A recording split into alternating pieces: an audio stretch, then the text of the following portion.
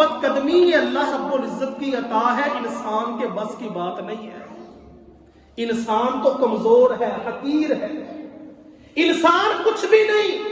انسان کو اللہ تعالیٰ نے کمزور پیدا کیا ہے، بڑھ کے تو بڑی مارتا ہے انسان، میں فلاں کر دوں گا، میں فلاں کر دوں گا، میرے سامنے کچھ بھی نہیں وہ۔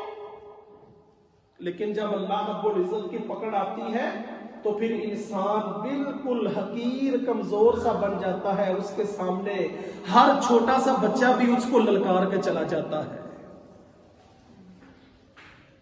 تو ہمارے ایمان پختہ نہیں ہے، مضبوط نہیں ہے۔ پختہ ایمان والے کون تھے؟ مضبوط ایمان والے کون سی شخصیات تھی؟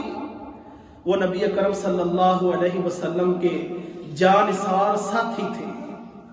جس جماعت کی تربیت اللہ کے رسول صلی اللہ